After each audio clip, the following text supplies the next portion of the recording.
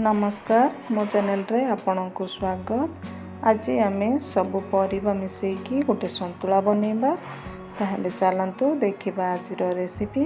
मिशामिशी संतुला बनैबा पई मठी जह्नी, आलू, पोटल, अमृतभंडा, कखारु ये सब नेछि आ गोटे बैगण को काटिकी पानी रे दे दीछि।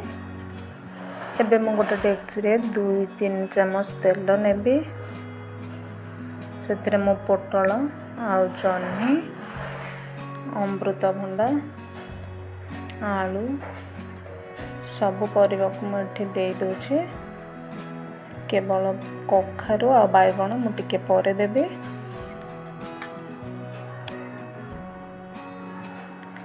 एबे आमे सब परिबा को भल भाबे मिसै दबा।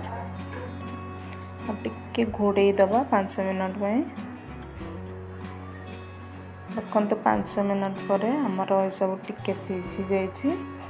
एबे आमे सेथिरे कखारुटा दे दबा। कखारुटा देला पर आमे भल भाबे टिके मिसै नबा। एबे पुणी थरे घोड़े नबा आ 2-3 मिनट घोड़ेला पर बाहर करके आमे ताको भल भाबे आ टिके मिसैके देखिबा केतिके सीझी।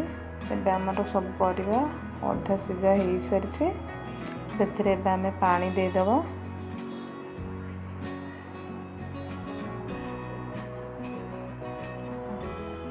पानी दे साला पर आमे पुणी घोड़े नबा आ 5 मिनट पई।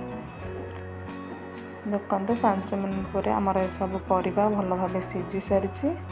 एबे आमे सेथिरे बैगणटा दे दबा। बैगण देके एबे आमे लूण दे दबा स्वाद अनुसार।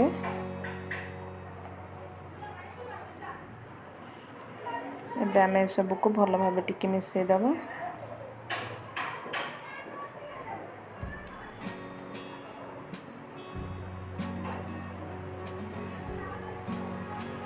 एबे आमे पुणी ताको घोड़े दबा।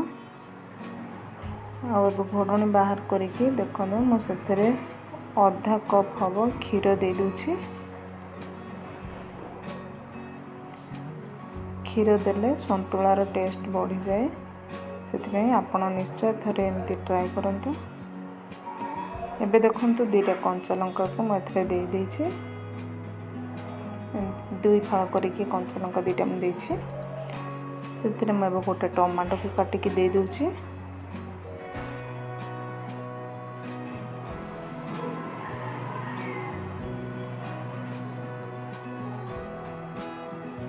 एबे ताको आ टिके घोड़े नबा। देखंतु 2 मिनट घोड़ेबा परे बाहर कर देछि। एबे हम रेडी है छि संतुला। मु ताको ओल्हे दोछि। एबे फुटण पई मु गोटे पैन रखुछि। एबे मु पैन रे 2-3 चम्मच तेल दे दोछि। आ सेतिरे म 5 फुटण दे देछि।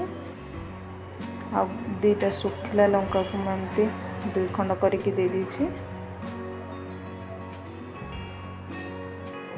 एबे आमे ताको संतुला रे दे देबा फुटणटा।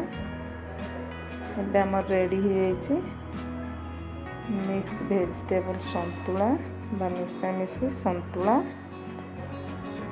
एटा खाया पे बहुत टेस्ट लागिबो। आपण थरे निश्चय ट्राई करंतु।